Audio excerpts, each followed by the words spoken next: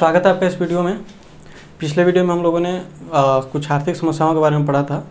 Economy से जुड़े कई सारे समस्या जिसमें स्लो डाउन, रिसेशन, कंट्रैक्शन, ये सारी चीज़ें हम लोगों ने पढ़ा था उस वीडियो में। आज के इस वीडियो में एक कीन्स के अर्थशास्त्र के बारे में पढ़ेंगे। कीन्स के अर्थशास्त्र, एक जॉन मेनार्ड कीन्स जिनका नाम है, उनके अनुसार उनका कहना है कि देश में जीडीपी और रोजगार को एग्रीगेट डिमांड निर्धारित करता है। मतलब एग्रीगेट डिमांड जीडीपी और बेरोजगारी को निर्धारित करता है। एग्रीगेट डिमांड को बढ़ाकर हम देश में जीडीपी को बढ़ा सकते हैं और बेरोजगारी को कम कर सकते हैं। तो क्या है एग्रीगेट डिमांड, इसको पढ़ते इसको एक बार लिख देते हैं। उनके द्वारा दिया गया फार्मूला था एग्रीगेट डिमांड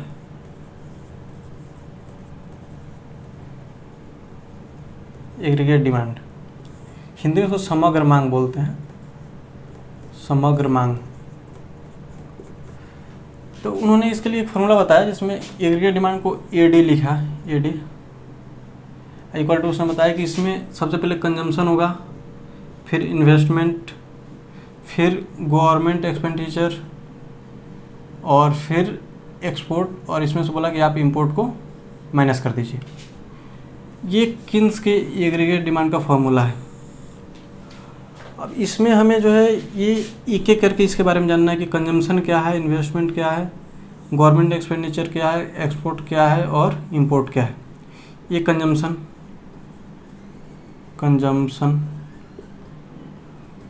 जिसको हिंदी में उपभोग बोलते हैं, उपभोग। इस तरह इसको इन्वेस्टमेंट, इसको गवर्नमेंट एक्सपेंडिचर यानी कि सरकारी खर्च, एक्सपोर्ट यानी कि निर्यात, इंपोर्ट यानी आयात। ये सब बात को हम एक एक करके पढ़ते हैं। सबसे पहले कंजम्पशन को पढ़ते हैं, तो इसको यहीं पे लिखे रहने देते हैं और सबसे पहले कंजम्पशन को पढ़ते हैं। कंजम्पशन क्या है? कीन्स के अनुसार अगर हम कोई भी ऐसे कहीं भी खर्च करते हैं जिससे हमें संतुष्टि मिलती है या फिर हमारी उपयोगिता होती है, जैसे हमारे घर में कई बार ऐसे एक मंथली खर्च होता है जो हमें पता होता है कि इतनी खर्च हो जानी है मंथली।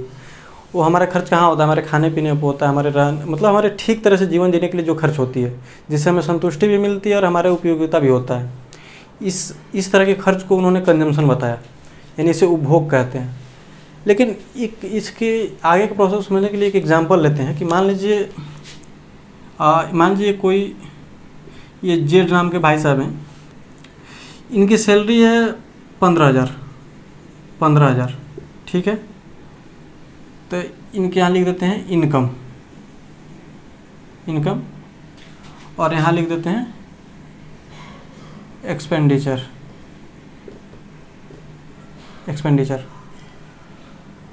तो ये देख लीजिए, इनकी 15,000 सैलरी है पहले मंथ, मान लीजिए एक मंथ की सैलरी है 15,000, तो और इनकी खर्च है 10,000, यानी कि हर मंथ इनकी फैमिली को लेकर जितनी भी काम दाम है सब लेकर 10,000 रुपये खर्च हो जाते हैं। फिर मान लीजिए कि नेक्स्ट मंथ इनको कहीं ऐसा होता है कि इनकी इनकम में बढ़ोतरी होती है और 18,000 हो जाता है, 18,000 होता है।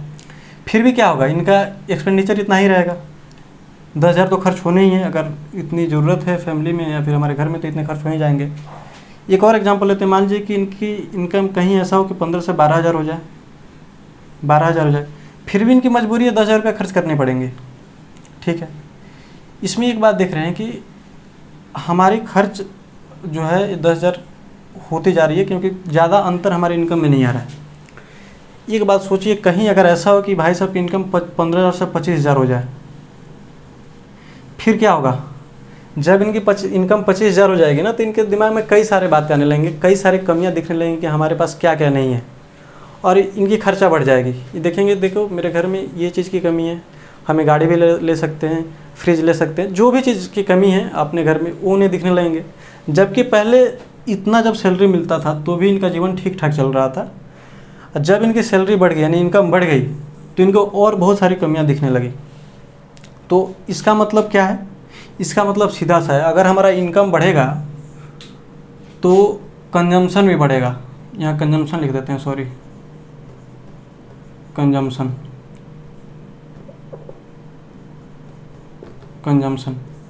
इसको उपभोग बोलते हैं, उपभोग।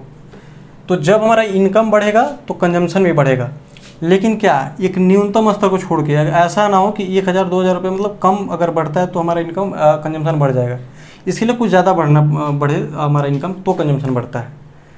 तो इसी बात को किन साहब ने बताया कि हमारा कंजम्पशन जो है इनकम पर डिपेंड करता है, यानी कि जब इनकम बढ़ेगा तो कंजम्पशन बढ़ेगा और जब इनकम कम होगा तो कंजम्पशन भी कम होगा। उन्होंने इसके लिए कंडीशन बताया कि लेकिन एक इसमें कंडीशन है कि एक न्यूनतम स्तर को छोड़ दीजिए, क्योंकि अगर थोड़ा बहुत चेंज होता है इनकम में तो इससे कंजम्पशन में कोई फ़र्क नहीं पड़ता है। और इसलिए उन्होंने बताया कि जो कंजम्पशन है ये कम चेंज होता है इनकम के तुलना में, यानी इनकम ज़्यादा चेंज होता है। और इसको उन्होंने बताया कि ये उपभोग का मनोविज्ञान नियम है। खैर इस पर ज़्यादा ध्यान नहीं दीजिए, मैंने यूँ ही बता दिया, उपभोग का मनोविज्ञान नियम, मनोवैज्ञानिक नियम, मनोवैज्ञानिक नियम है, इसे आप ध्यान में रखिए। अब इसके लिए उन्होंने एक चार्ट बनाया जिसे हम चार्ट के माध्यम से देख रहे हैं कि मान लीजिए कि हम यहाँ लिख दे रहे हैं इनकम और यहाँ कंजम्पशन, इनकम। अब इसमें क्या बताया उन्होंने, मान लीजिए कि एक न्यूनतम स्तर को छोड़ देना है कि यहाँ तक, मान लीजिए यहाँ से यहाँ तक जाएगा जिसमें कम चेंजिंग होंगे इनकम में, तो यहाँ तक कंजम्पशन सेम रहेगा, लेकिन इसके बाद से जैसे यहाँ से इनकम बढ़ेगा वैसे कंजम्पशन बढ़ेगा। तो इस तरह का बढ़ेगा आपका, ये चार्ट आपका इस तरह का बनेगा यह आकार, यानी कि यहाँ से अगर इनकम इतना बढ़ रहा है तो कंजम्पशन भी बढ़ रहा है, फिर इनकम बढ़ रहा है, फिर कंजम्पशन बढ़ रहा है, फिर इनकम कम हो रहा है तो कंजम्पशन भी कम हो रहा है। और इसको इन्होंने बताया कि इसे बोलते हैं कंजम्पशन कर्व। ठीक है, इसको हम लोग बताया कि कंजम्पशन कर्व बोलते हैं। मुझे लगता है कंजम्पशन आप समझ गए होंगे कंजम्पशन क्या होता है, इसमें हम सी को समझ गए कंजम्पशन क्या होता है। अब आगे हम देखते हैं इसमें क्या है। कंजम्पशन में क्या ध्यान रखना है, दो बातें ध्यान में रखनी है कि हमेशा अगर इनकम बढ़ेगी तो कंजम्पशन भी बढ़ेगा, इनकम कम होगा तो कंजम्पशन भी कम होगा। सेकेंड आता है हमारा इन्वेस्टमेंट,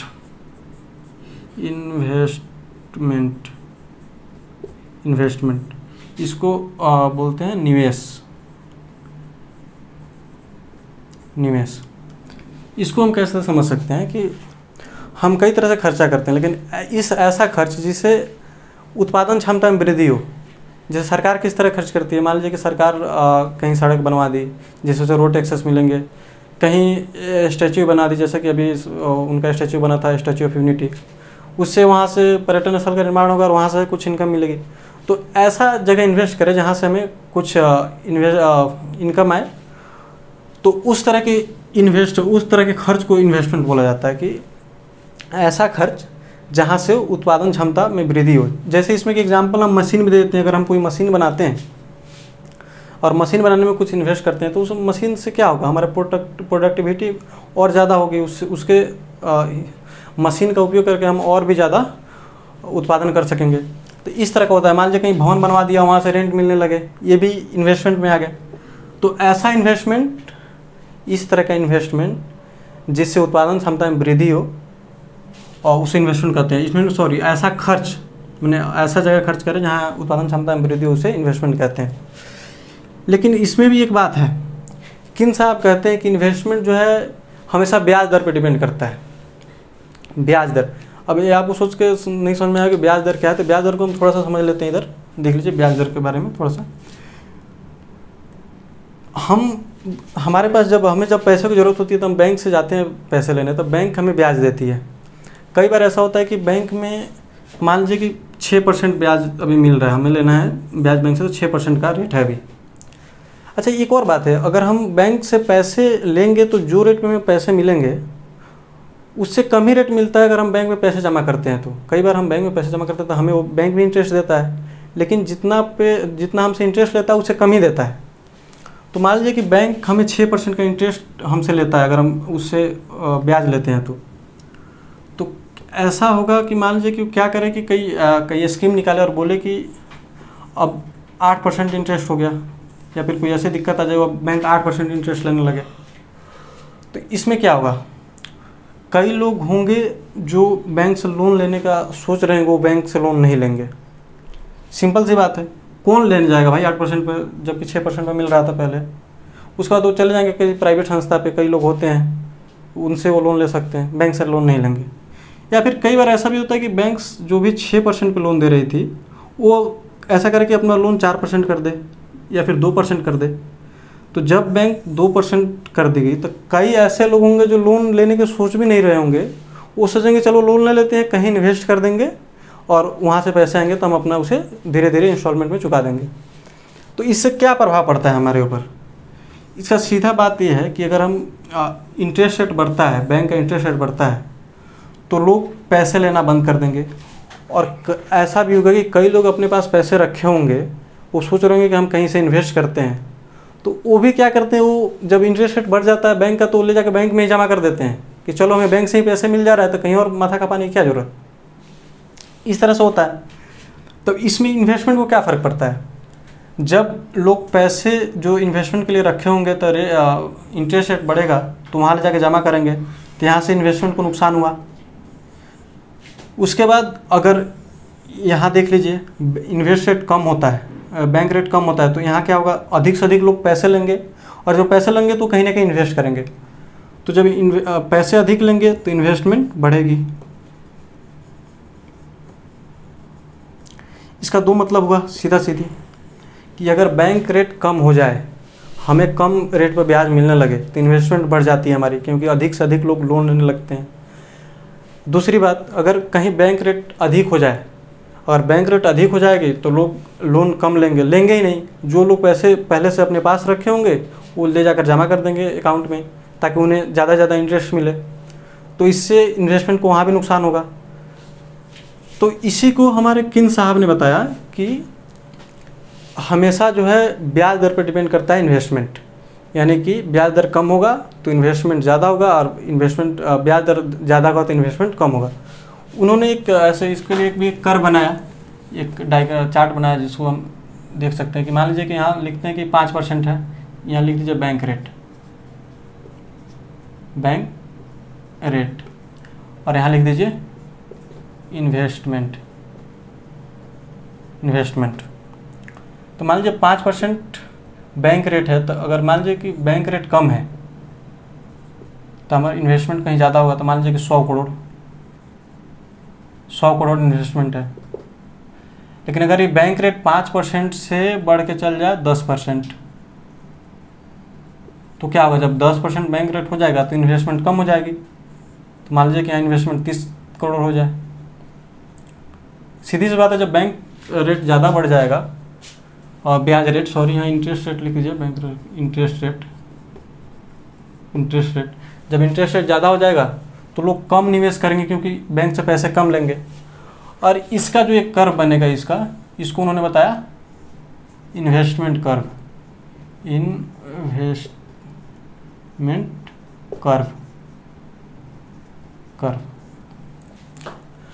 अब इससे यूपीएससी में कैसे क्वेश्चंस आते हैं ये देख लीजिए कि इसमें आपको दे देगा कि इन्वेस्टमेंट कर्व किसके और किसके बीच का रिलेशन दिखाता है। उसमें आपको कई तरह का दे सकता है, जिसमें एक ये भी होगा कि इंटरेस्ट रेट और इन्वेस्टमेंट के बीच का रिलेशन दिखाता है, या फिर ये बोल दे इंटरेस्ट रेट और कंजम्पशन, या फिर ये बोल दे इन्वेस्टमेंट और कंजम्पशन के बीच का रिलेशन दिखाता है। इस तरह से यूपीएससी में क्वेश्चंस आते हैं। तो आपको जिसमें इंटरेस्ट रेट और इन्वेस्टमेंट दिखे उसको टिक लगाना है इन्वेस्टमेंट कर्व को लेके। तो ये मुझे लगता है आप समझ गए होंगे कि इन्वेस्टमेंट क्या होती है और किन्स ने इसके बारे में क्या बताया।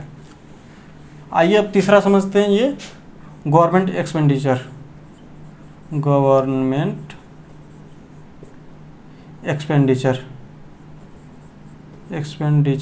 देखिए इसको सरकारी खर्च बोलते हैं, सरकारी खर्च।